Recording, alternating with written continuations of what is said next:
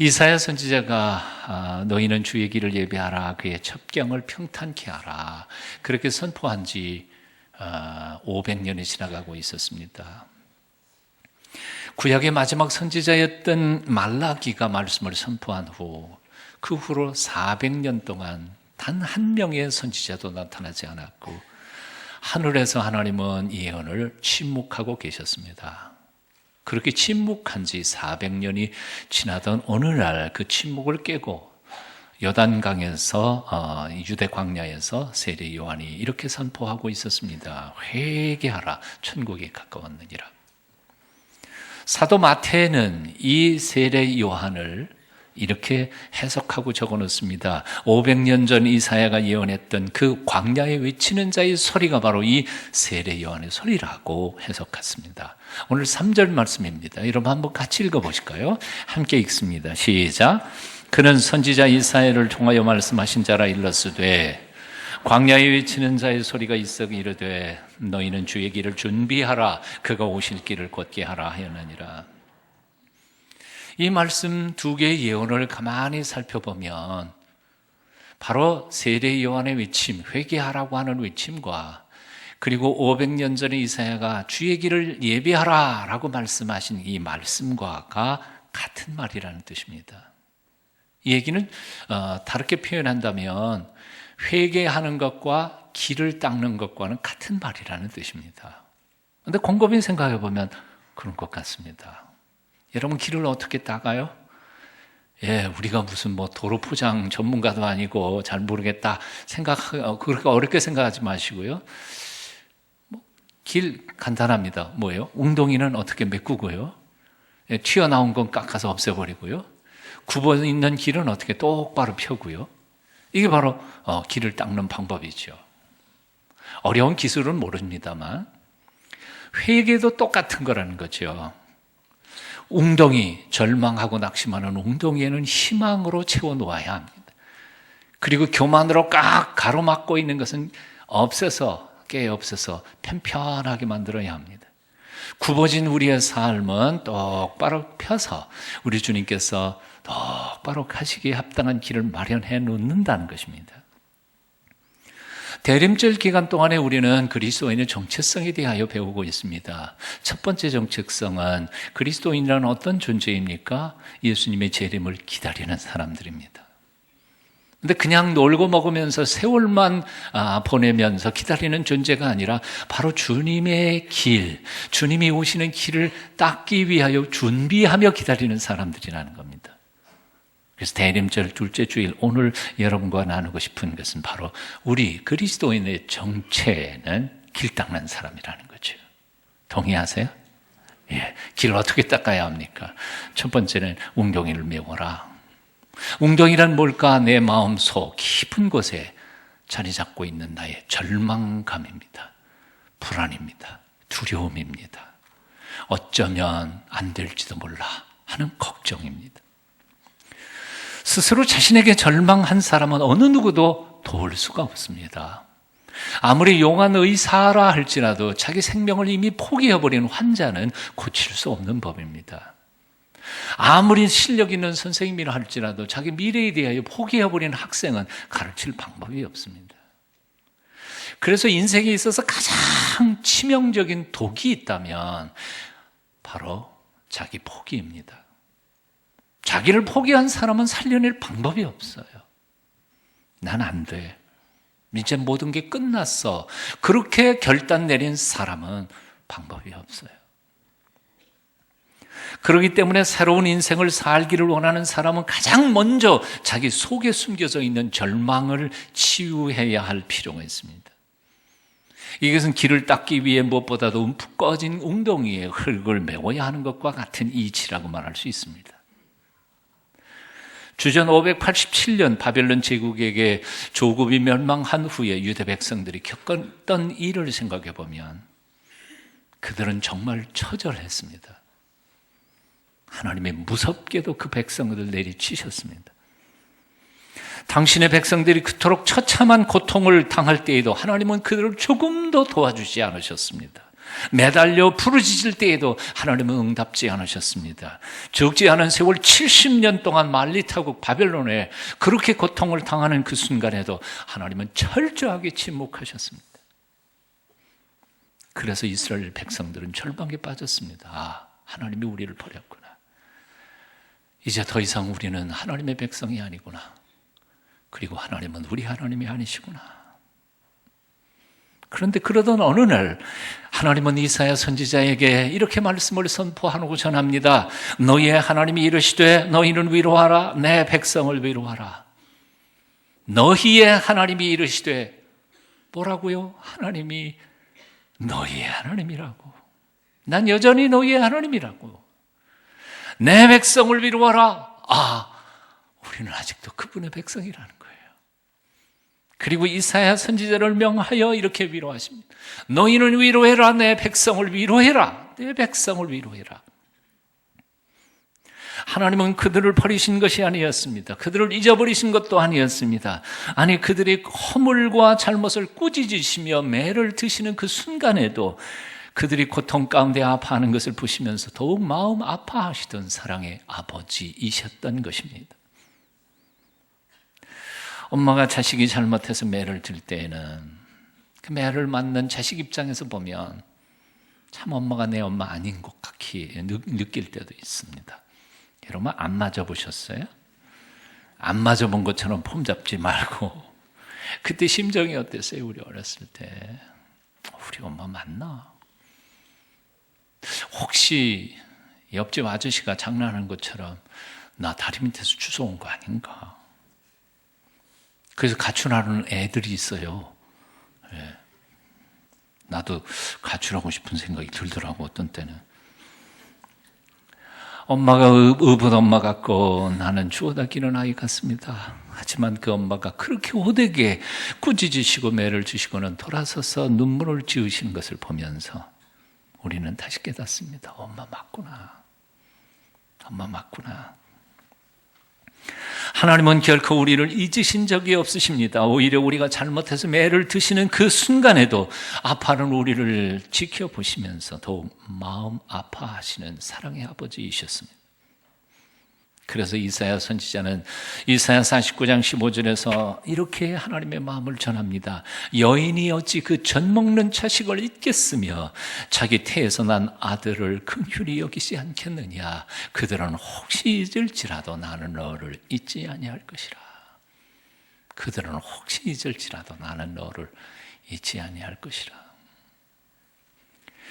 우리 집에 손자가 태어났잖아요.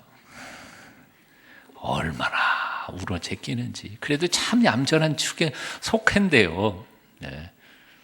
밥만 잘 먹이면 그냥 쿨쿨 참 잘 자니까. 그래도 가끔은 밤중에 일어나 울어 제낍니다. 한 번인가 우리 딸내미한테 이렇게 농담 삼아 말했습니다. 야, 내다 버려라.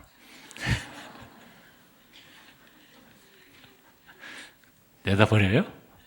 아이고. 지는 못 잘지라도 밤새도록 안고 돌아가면서 너무 이쁘대요. 너무 이쁘대요. 그걸 어떻게 내다버려요? 하나님이 엄마의 가슴속에 그 사랑을 담아주셨는데 우리를 어떻게 내다버리시겠어요? 그런데 하나님 말씀하세요. 그 엄마들은 젖 먹는 아기를 잊어버릴지 몰라도 나는 너를 잊지 않겠다. 한 천재적인 음악가가 경쟁자들에게 밀려 계속 실패하다가 많은 빚을 지고 빚쟁이들에게 시달리기 시작합니다. 결국 56, 그렇게 많지 않은 나이에 몸 한쪽 불수가 됩니다. 반신불수가 되죠. 오늘날 음악가들 파티에 갔다가 입장을 거절당합니다. 예전에 안 그랬거든요. 이제 병신 됐다고 쫓아내는 거예요. 친구들이요. 파티에 갔다가 입장을 거절당하고 홀로 런던 밤거리를 돌아와 집으로 터덜터덜 돌아왔습니다. 며칠 전 찰스 제닌스라고 하는 친구가 놓고 간 책 한 권을 집어듭니다. 메시아에 대한 성경 요절들을 모아놓은 요절집이었습니다. 그 친구는 그 책을 건네주면서 이렇게 말했었습니다. 이 책 읽고 작곡 한번 다시 해봐. 인생을 포기하기에는 너는 너무 젊지 않냐. 이 말씀의 주인이신 하나님께서 자네를 다시 일으켜 주실 것이라고 나는 굳게 믿네. 이 책을 들춰 기록된 성경 말씀을 읽고 가다가 그만 그는 이사야 40장 1절 말씀 앞에 통곡합니다. 그리고는 그 길로 밥 먹는 것도 잊어버리고 잠자는 것도 잊어버리고 24일 동안 오라토리오 한 편을 써냅니다. 아시는 것처럼 핸델의 유명한 오라토리오 메시아입니다. 조금 전에도 우리 찬양대가 그 중에 일부를 들려줬습니다만 이 메시아 처음 오케스트라의 첫 소곡이 조용히 흐르고 난 후에는 테너의 목소리가 이렇게 우렁차게 들려옵니다. 너희는 위로하라. 내 백성을 위로하라. 이 말씀의 의미를 가슴에 깊이 깨달았던 핸델은 그 처절한 절망 속에서도 다시 일어날 수 있었던 것입니다. 말씀의 힘입니다. 그리고 그 말씀을 주신 하나님의 전능하신 능력 때문입니다. 헨리의 나우엔이라고 하는 영성가는 이렇게 적었습니다. 예수님은 십자가 위에서 부서지고 깨어지셨습니다. 예수님은 고통과 죽음의 삶을 사셨습니다. 그러나 이 고통과 죽음의 삶 그 모든 것을 끌어안으시고 깨지고 부서진 우리를 구원해 내셨습니다. 우리도 모두 부서지고 깨어진 사람들입니다. 우리는 부서지고 깨어진 육체를 가지고 부서지고 깨어진 마음을 가지고 부서지고 깨어진 영혼을 가지고 살아가고 있습니다. 이런 우리에게 예수님께서 요구하시는 것은 간단합니다. 부서지고 깨어진 삶을 우리의 죄 때문에 하나님이 주신 저주가 아니라 우리의 죄를 정화시켜서 새롭게 하시는 하나님의 축복임을 믿고 그 축복을 가지고 나아가 다시 부서지고 깨진 사람들을 위로하라는 것입니다. 너무 길어서 이해가 안 되셨나요? 그래도 줄거리는 이해가 되셨잖아요. 헨리 나우엔은 그래서 예수 그리스도 그분을 상처 입은 치유자라고 표현했습니다. 당신도 부서지고 깨어졌지만 더 부서지고 깨어진 자들을 위하여 자신의 몸을 던져 그들을 치유하러 오신 예수 그리스도. 그분이 오신 날이 바로 성탄절입니다. 그리고 그분을 기다리는 절기가 대림절이고 그분을 닮기 위하여 우리가 애쓰고 노력하는 절기가 바로 이 절기입니다. 이 복된 절기에 십자가 앞에 나아가 나도 부서지고 깨진 삶의 모습으로 우리에게 다가오신 예수 그리스도를 만나 새 힘과 용기를 얻고 다시 그 모습으로 세상에 나아가 나보다 더 부서지고 깨진 사람들을 위하여 사랑하며 위로하며 살아가는 주의 백성들이 다 되시기를 축원합니다. 나도 죽겠는데 누굴 위로해요? 그렇게 생각하시는 분이 있으세요? 예수님의 사심과 죽으심을 깊이 묵상해 보십시오. 십자가 앞에 나와 그 부서진 모습으로 우리를 살려내신 그분의 은총을 기억해내 보십시오. 나보다 더 힘든 사람들이 주변에 널려 있습니다. 나보다 더 춥고 배고픈 사람들이 주변에 널려 있습니다. 나보다 더 아픈 사람들도 있습니다. 우리도 힘들고 어렵지만 나보다 더 힘든 이들을 돌아보며 격려하고 위로하고 저들을 섬길 때 하나님께서는 우리 부서지고 깨진 우리를 치유해 주시는 기적을 베풀어 주실 줄로 믿습니다. 이 기적을 경험하는 대림절로 보내시기를 빕니다. 뉴욕의 한 고등학교 여선생님이 자기 담임반 3학년 아이들을 불러냈습니다. 하나씩 불러내면서 그들의 가슴팍에다가 리본 하나씩을 달아주며 얘기하기 시작했습니다. 그 리본에는 파란색 리본에 황금색으로 글씨가 써 있었습니다. You are special to me. 너는 내게 특별한 애야.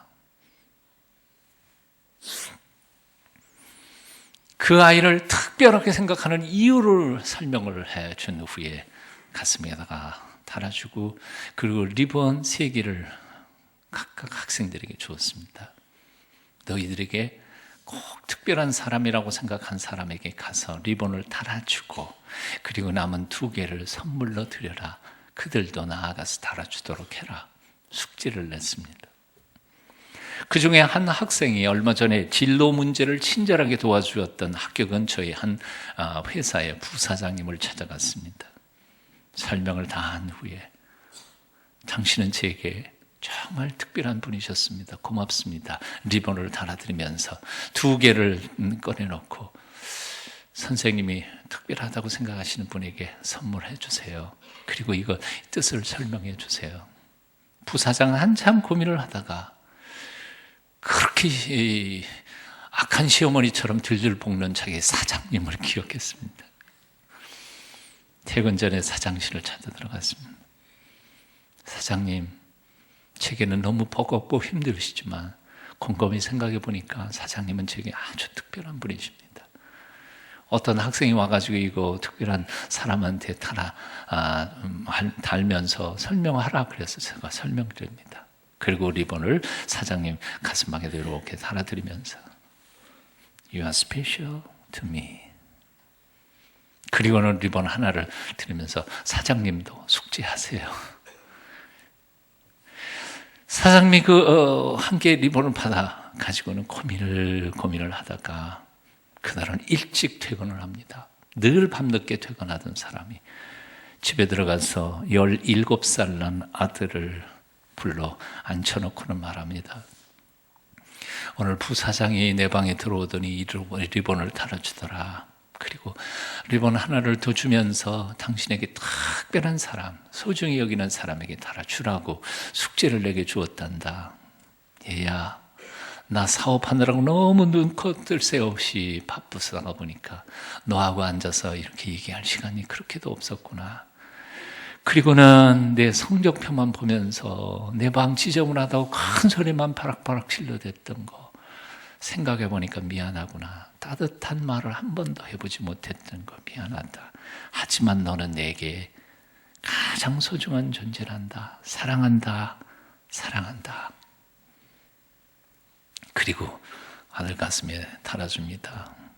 놀란 아들이 눈이 둥그레지면서 갑자기 울음을 터뜨립니다.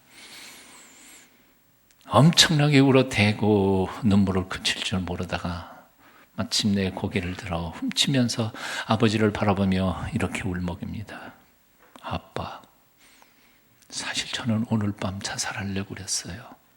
아빠가 저를 사랑하지 않는다고 생각했거든요.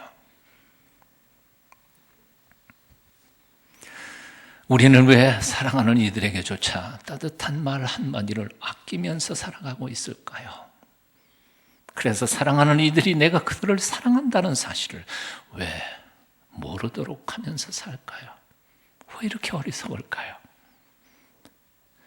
내 말 한마디가 그들에게 얼마나 큰 힘이 된다는 사실을 왜 우리는 잊어먹고 살아가고 있을까요?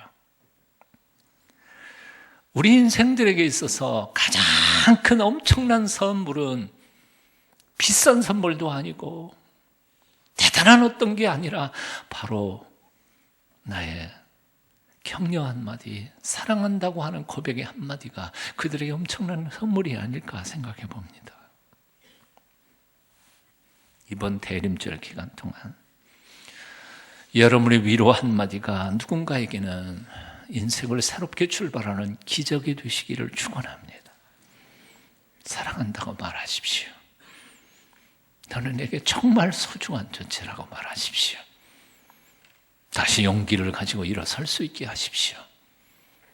내 백성을 위로하라. 주님께서 내 마음속에 들어오시도록 마음의 길을 닦는 데 있어서는 나의 절망뿐만 아니라 교만도 해결해야 합니다. 길을 닦는 데 웅덩이보다 더 큰 장애물은 솟아오른 흙덩이인 것처럼 예수님을 마음속에 모시는데 가장 큰 장애물은 내 마음속에 숨겨져 있는 교만의 돌덩어리입니다. 내가 아니면 안 된다는 자만심, 내가 너보다 낫다는 우월감, 내 기준으로 남들을 함부로 재고 판단하고 정죄하는 이 못된 비판의식, 이것들이야말로 평화의 왕으로 오시는 주님을 모시는 가장 큰 장애물들입니다. 잠언 18장 12절은 말씀합니다.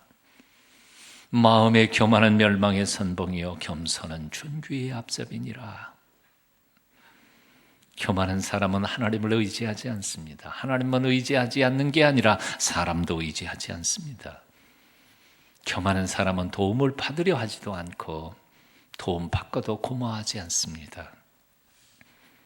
교만한 사람은 자신의 부족함을 깨닫지 못하기 때문에 남들의 충고 들으려고도 하지 않습니다. 스스로 낮아져 배우려고도 하지 않습니다. 그래서 그들은 어쩌다가 엄청나게 성공을 했다가도 한순간에 무너져 내릴 수 있습니다.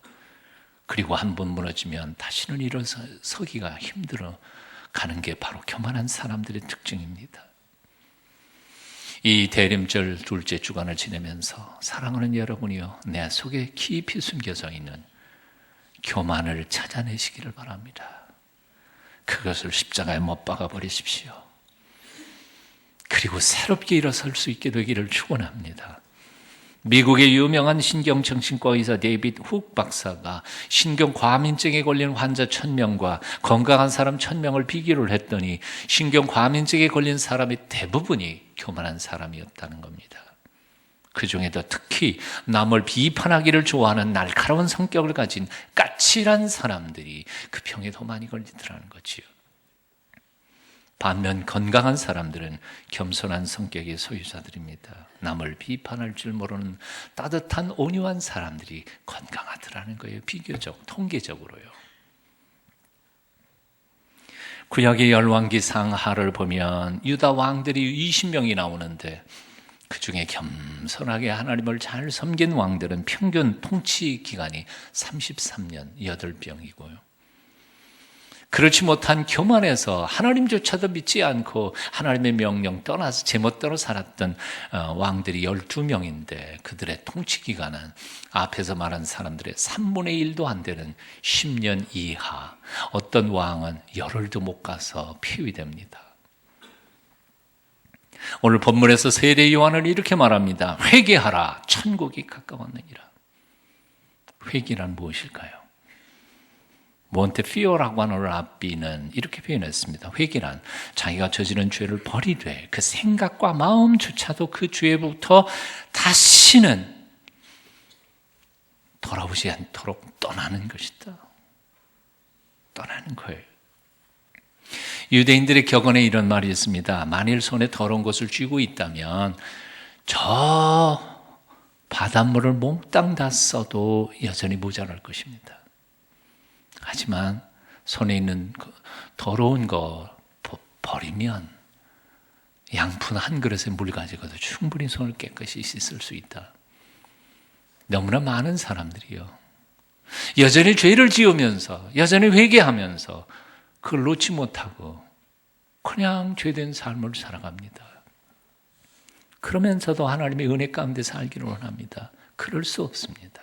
버려야 합니다. 끊어야 합니다. 끊는 게 아무리 어려워도 끊어버리기 전까지는 하나님의 은총을 경험할 수 없습니다. 이번 대림절 기간 동안에 하나님 앞에서 정리하실 것은 깨끗하게 정리하실 수 있기를 축원합니다. 2주 전에 들은 말인데도 아직도 내 마음에, 내 머릿속에 맴돌고 있는 말이 하나 있습니다. 샘물교회 박은조 목사가 교회 분립 개척을 하기 바로 전의 이야기입니다. 오늘날 밤에 꿈을 꾸었는데 예수님을 만났다는 거지요. 그런데 예수님께서 자기를 모른 척 하더라는 거예요. 그래서 예수님, 저예요. 모르세요? 저 샘물교회 박은조입니다. 그랬더니 예수님이 아주 쌀쌀하게 나는 도무지 너를 모르겠다.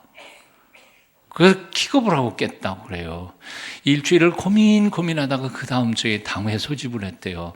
장로님들하고 얘기하는데, 장로님들 저 샘물교회 박은조 목사를 예수님이 모르겠대요. 그러면 목사인 저를 모르겠다는데 장로님들 아실까요? 그리고 난 후에 분립 개척을 준비를 하고 그렇게 분립 개척을 했다고 그렇지요. 나는 오늘 이 아침 각자에게 우리가 물어봐야 한다고 생각합니다. 오늘 만일 예수님을 만났을 때 예수님께서 나를 안다고 하실까? 나를 안다고 하실까? 깊이 자신을 돌아보며 회개하는 이 대림절 둘째 주간으로 사시기를 축원합니다. 기도하겠습니다. 피조물을 위해 기꺼이 죽으러 오신 주님, 주님을 믿는다 하면서도 우리는 왜 이렇게 믿음이 없는지요? 우리의 교만한 마음을 꺾어 주시옵소서. 내 깊은 절망, 마음속의 절망에 소망의 빛을 비추어 주시옵소서. 예수님 이름으로 기도합니다. 아멘.